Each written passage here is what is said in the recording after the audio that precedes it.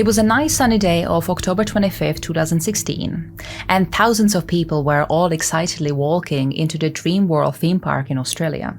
This amusement park, which has been open since 1981, is Australia's largest. But to 6 people that day, the Dreamworld would become their hell.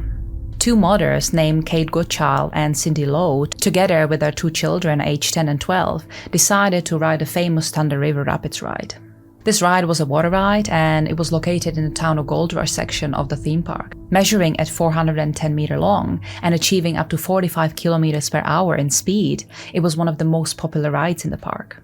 And because each of the carts could accommodate up to 6 passengers, these 2 mothers with their kids were also joined by 2 men named Luke Dorset and Roosbeth Araji.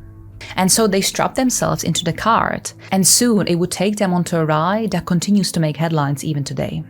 As the car was making its way along the tracks, the ride's 2 large water pumps that ensured there would be enough water to safely guide all the carts along the path stopped working. Now this caused the water levels to drop significantly, and so one of the rats became stranded. This empty cart was left stuck on support rails between the end of the raft conveyor belt and the unloading area, meaning it never reached it.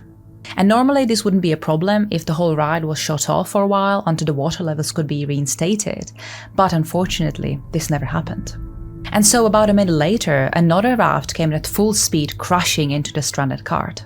All passengers were immediately pulled upwards by the conveyor belt before the first raft could stabilize onto the support rails. However, those in the second raft were not so lucky.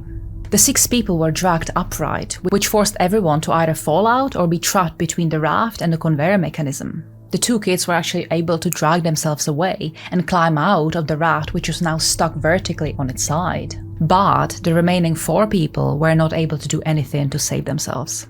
The 2 mothers were immediately crushed to death by the sheer force of the cart, while the other 2 men were trapped underneath the cart and so ended up drowning in the water. It would take several hours before the badly disfigured bodies were retrieved by the emergency services. The kids were taken into hospital and also offered counseling, but it is unknown whether they made full mental recovery, since what they witnessed had been extremely gruesome and traumatizing. The ride was permanently closed in 2017 and demolished a year later in 2018, with a new ride called Steel Taipan taking its place in 2020.